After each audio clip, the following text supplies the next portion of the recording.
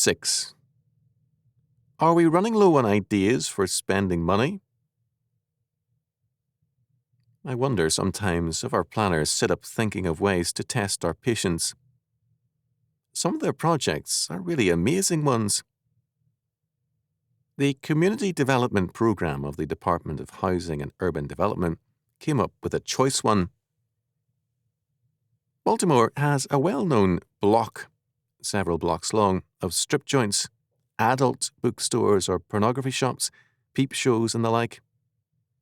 A total of $338,000 is being spent in this area to make it more attractive to customers. The pavement is being cut at various points to make tree planting possible, and wheelchair cuts have also been made in the curbs. Apparently, someone has decided that it is discrimination to make it difficult for the physically disabled to visit their porno shop.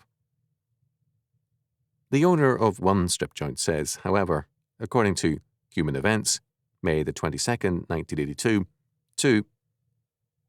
What's really needed is sexier broads. You think Washington can help there? Perhaps I am unkind and I'm doing our bureaucrats an injustice. Maybe what we need is more concern for despised or neglected forms of American life. Let's help them by suggesting better means of spending money.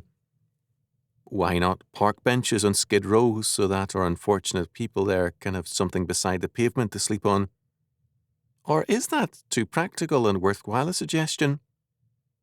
Why not a national museum, somewhere close to the Department of Housing and Urban Development, of old-fashioned, chic seals or outhouses, which are becoming a fast disappearing form of Americana?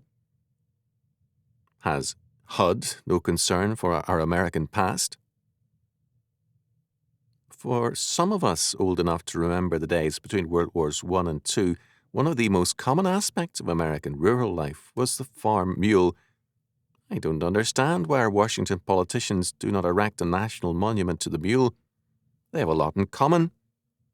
Both are stubborn in resisting orders, and both are impotent and sterile. Perhaps I am too hard on politicians. After all, Will Rogers said that he never met a man he didn't like. However, Will Rogers never spent too much time in Washington, D.C. We Americans have a good sense of humor. This is the reason why we can live with our politicians in Washington, D.C. Perhaps it is a mistake to poke fun at Washington. I'm reminded of a story told years and years ago by Mississippi Congressman John Allen. A Confederate cavalry colonel was leading his regiment in a gallant retreat with the Yankees in hot pursuit. Some of the Confederates were turning now and then to fire at the Yankees. The colonel then gave this command: "Boys, stop that shooting. It just makes 'em madder."